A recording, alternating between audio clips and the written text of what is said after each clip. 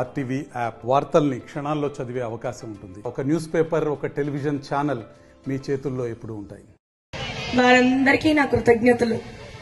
అసలు నా మీద ఇంత అభిమానం ఉందని నాకు చాలా రోజులే తెలిసింది. కానీ ఇప్పుడు ఇంకా అసలు అభిమానంతో పోల్చుకుంటే నాకు నన్ను ప్రేమిస్తున్నారు నా మనుషులు అనిపిస్తుంది.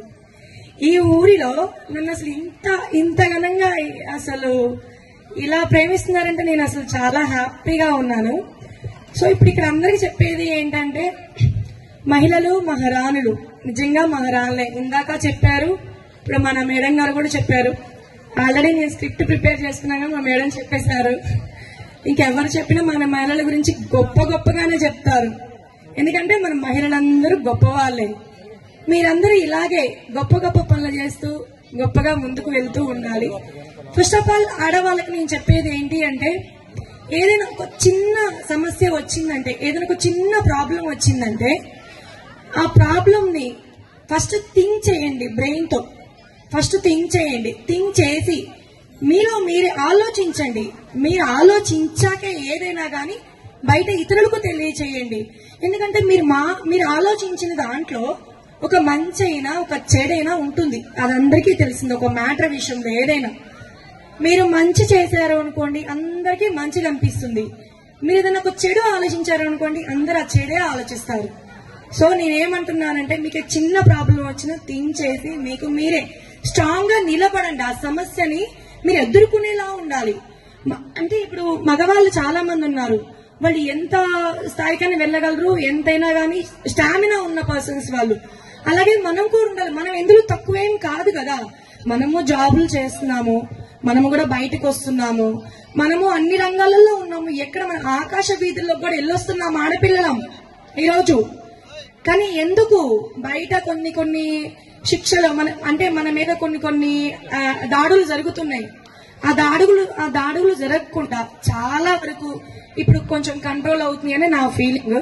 అంటే ఆడపిల్లలు కూడా చాలా ధైర్యంగా ఉంటున్నారు ఈ మధ్య. కొంచెం కాలేజ్కి వెళ్ళడం గానీ, స్కూల్కి వెళ్ళడం గానీ, కొంచెం వాళ్ళ గురించి వాళ్ళు తెలుసుకోవడం గానీ, ఇంట్లో పరిస్థితులు కూడా అర్థం చేసుకొని మంచిగా చదువుకొని రావడం. ఎంతసేపు నేను చదువుకోవాలి, నేను జాబ్ చేయాలి, మా అమ్మ నాన్నకి నేను తోడుగా ఉండాలి, నీడగా ఉండాలని అనుకుంటున్నారు పెళ్ళయ్యేంత వరకు.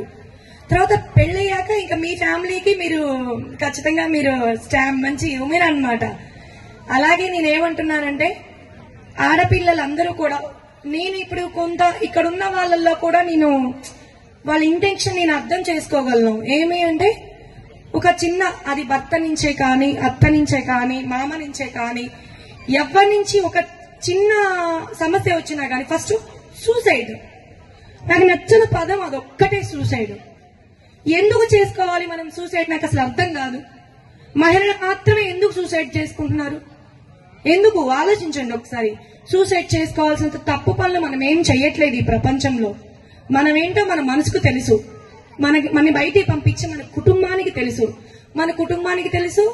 సో బయట సమాజానికి తెలియచేయండి మీరేంటో బయట సమాజానికి తెలియచేసినప్పుడు ఇంకా మిమ్మల్ని ఎవరు తప్పు పట్టరు. మిమ్మల్ని తప్పు పట్టే ఉద్దేశం అసలు ఎవరికి ఉండదు. మీరు మంచి దారిలో వెళ్తూ ఉండండి, మీ దారిలోకే వాళ్ళందరూ వస్తారు. ఎందుకంటే అది మంచిగానే మిగులుతుంది. ఎప్పుడైనా చెడు చెడే. సో నేనేమంటున్నానంటే, ఎప్పుడు ఏ ప్రాబ్లం వచ్చినా గానీ నేను అప్పుడు చెప్పేది ఒకటే, ఎవ్వరు కూడా సూసైడ్ చేసుకోవడానికి వీలు లేదు. దేవుడు మనకి ఎప్పుడు రాసి పెట్టుంటే అప్పుడే ఆ కార్యక్రమం అవుతుంది. దయచేసి, ఎందుకంటే మీ అమ్మ, మీ నాన్న, మీ అన్న, మీ తమ్ముడు, మీ అక్క, మీ చెల్లెలు మీకోసం వాళ్ళు ఉన్నారు. మీ ఇంట్లో మీ అమ్మ మిమ్మల్ని కన్న అమ్మని మీరు వదిలేసి ఎక్కడికి వెళ్తారు? మీకు పుట్టిన పిల్లలు ఉన్నారు. మీ పిల్లలు అనాథలు అవ్వాలా? మీకోసం మీ పిల్లలు బయట ప్రపంచంలో ఒక అనాథగా పిలువబడతారు. ఒక తల్లికి ఒక బిడ్డని కరువు చేస్తున్నారు మీరు.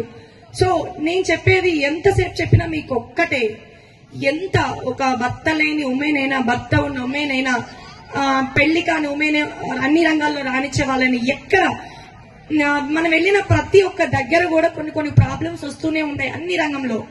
అందులో నేను చాలా సాల్వ్ చేసుకున్నాను. మరిన్ని వీడియోస్ కోసం ఛానల్ ని సబ్స్క్రైబ్ చేయండి. లేటెస్ట్ అప్డేట్స్ కోసం వాట్సాప్ ఛానల్ ని ఫాలో చేయండి. అండ్ లింక్ డిస్క్రిప్షన్ లో ఉంది.